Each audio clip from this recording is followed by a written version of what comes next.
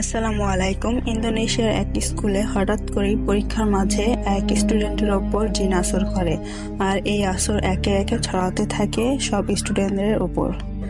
যে বা যারা ওই স্কুল থেকে পালানোর চেষ্টা করে তাদের সবাইকে ওই জিনটি মেরে ফেলে। তারা জানতো না ওই শয়তানি শক্তিটি আসলে কে। শয়তানি শক্তিকে আটকানোর জন্য এক কবিরাজ আসলেই সামনে আসে সেই স্কুলের প্রিন্সিপালের এক ভয়ানক ঘটনা। কি ছিল সেই ঘটনা, আর কেনই বা এত বছর পর ওই শয়তানি শক্তিটি এই স্কুলে আসে? জানতে হলে দেখতে হবে পুরো গল্পটি। গল্পটি হলো সত্য মুক্তি পাওয়া ইন্দোনেশিয়ান এক হরর মুভি, যার নাম বাংকো কোসং। গল্পের শুরুতে আমরা একটি হাই স্কুল দেখতে পাই, যেখানে খুব কড়া গার্ডের মাধ্যমে পরীক্ষা অনুষ্ঠিত হচ্ছিল। এই স্কুলের প্রিন্সিপালের নাম ছিল আমান্ডা, যে কিনা সিসিটিভির মাধ্যমে পরীক্ষার হলে নজর রাখছিল। তখনই এরিয়েল এবং পাশা নামের দুজন স্টুডেন্ট তারা একে অপরকে প্রশ্নের উত্তর বলে দিচ্ছিল। আমান্ডা দেখে ফেলে এবং সে সিসিটিভির মাধ্যমে দেখে ফেলে এবং সে ইন্টারকমের মাধ্যমে সেই হলে টিচারদেরকে তা জানায়, এবং তারা সেই টিচাররা ওদের দুজনকে নিয়ে আলাদাভাবে বসার ব্যবস্থা করতে বলে। তারা পরীক্ষা হল থেকে বেরিয়ে পড়ে। এদেরকে ধরার পর আমান্ডা আবারও স্টুডেন্টদেরকে সাবধান করে দেয়, কারণ সে চায় না তার স্কুলে কোনো অনৈতিক কাজ হোক। আরও ইনকা নামের এক মেয়ে তার বান্ধবী নালাকে জিজ্ঞেস করে তার প্রশ্নটা বলে দিতে, এবং নালা খুবই তাকে তা দেখায়। তো সেটাও টিচাররা দেখে ফেলে এবং তাদের দুজনেই খাতা নেওয়া হয় এবং তাদের দুজনকেই সেই পাঠানো হয়, যেখানে দুটো ছেলে আগে গিয়েছিল। নালা এবং ইনকাকে দেখে পাশা অবাক হয়ে যায়, কিন্তু এখানে নালা খুবই বিরক্ত হয়ে যায়, কারণ ইনকার জন্যই তার খাতাটা নিয়ে গিয়েছিল। পর পাশা, আরিয়েল, নালা, ইনকা এদের চারজনকে সেই রুমে রাখানো হয়, যেখানে এক লোক তাদেরকে কড়াভাবে গার্ড দিচ্ছিল। তাদের চারজনকে চারদিকে মুখ করে দেওয়া হয়েছিল। এদিকে আমান্ডা তার ঘর থেকে বাহিরে আসে এবং দেখতে পায় আকাশ পুরো অন্ধকার হয়ে গেছে, যেটা কিনা বলে দিচ্ছে এক ভয়ানক কিছু চলেছে। পাশাদের সেই রুমে যায় এবং তাদের বলে তারা চিটিং করেছে ঠিকই, কিন্তু তাদেরকে সে কোনো শাস্তি দিতে চায় না। তাদেরকে নতুন একটি করে প্রশ্ন ও একটি খাতা দেয়। তাদেরকে এই প্রশ্ন দেখে এবং তাদেরকে 90 মিনিট সময় দেওয়া হবে।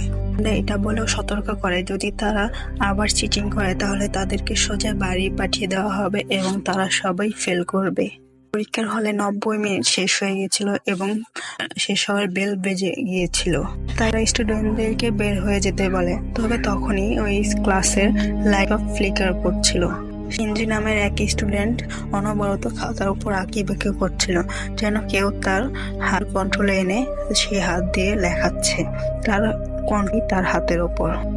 সে তার পুরো শরীর বেঁকে যায় এবং তার উপর এক ভয়ঙ্কর জিন আসর করে।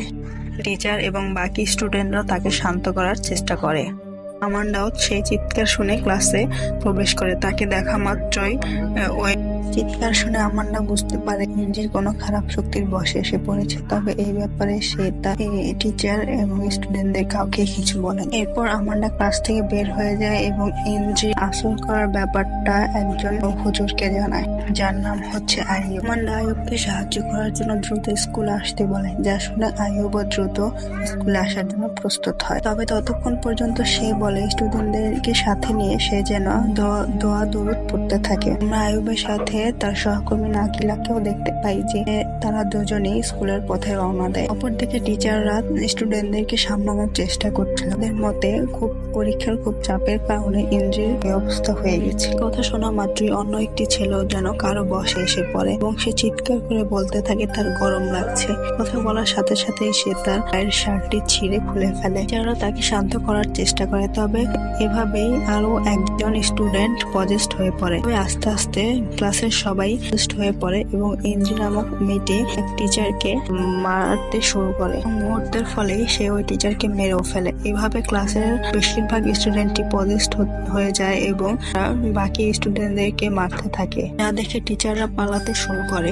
আমান্ডাও সিসিটিভির মাধ্যমে ক্লাসে দিকে নজর রাখছে। এইসব দেখে ওই ক্লাসের দিকে যেতে থাকে। এদিকে আমরা পাশাদেরকে দেখি যারা এসব ব্যাপারে কিছুই জানতো না, কিন্তু হঠাৎ করে তাদের রুমেও গুলো জ্বলতে নিতে শুরু করে। পাশা এবং বাকিরা এর দিকে মনোযোগ না দিয়ে তাদের মতো লিখতে শুরু করে। অন্যদিকে অন্য ক্লাসে এক বিশৃঙ্খলা সৃষ্টি হয়ে যায়।